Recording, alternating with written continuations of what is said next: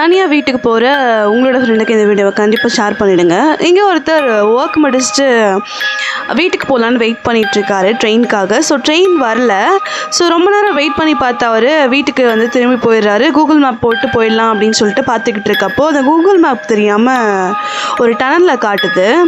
So என்ன பண்ணுறாரு, இந்த டனலை பார்க்கும்போதே அது பயமாக இருக்குது. ஸோ என்ன பண்ணுறாரு, ஓகே இந்த வழியை தான் போய் ஆகணும்னு சொல்லிட்டு போயிட்டுருக்கப்போ ரெட் கலர் ட்ரெஸ் போட்டு பேய் மாதிரி ஒரு பொண்ணு தலையை போட்டு செவுத்தில் முட்டிகிட்டு இருக்க பார்த்து பயந்து போகிறாரு.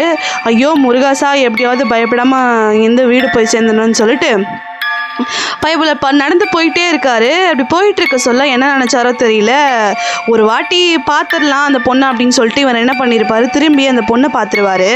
ஸோ அந்த பார்த்துறப்போ அப்போ தெரியுது, ரொம்ப பயந்து போகிறாரு. பேய் மாதிரியே இருக்குது, பல்லெல்லாம் காட்டிட்டு. இவர் என்ன பண்ணாரு, விறுவிறுன்னு வீட்டுக்கு வந்து ஓடி வந்துடுறாரு.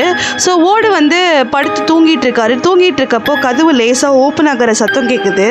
ஸோ என்ன பண்ணுறாரு, வீட்டுக்கு வெளியே வந்து பார்த்தா கதவு அதுக்குள்ளே லாக் ஆகிடும். ஸோ லாக் ஆனதப்போ ஓப்பன் பண்ணி பார்க்குறாரு. ஓப்பன் பண்ணவே முடியல. ரொம்ப ஃபோர்ஸாக வந்து ஒரு இடி பாருங்க, மறுபடியும் அந்த டனலுக்குள்ளேயே வந்து விழுந்துடுறாரு. என்னாச்சுன்னா மறுபடியும் எழுந்திரிச்சு பார்க்குறப்ப தான் தெரியுது அந்த பேய் பொண்ணு அங்கே தான் நின்றுட்டுருக்கு. அப்புறம் என்ன, எந்திரிச்சு பார்க்குறாரு, ஆள் காலி. அந்த பொண்ணு வந்து கொன்று போட்டுருது.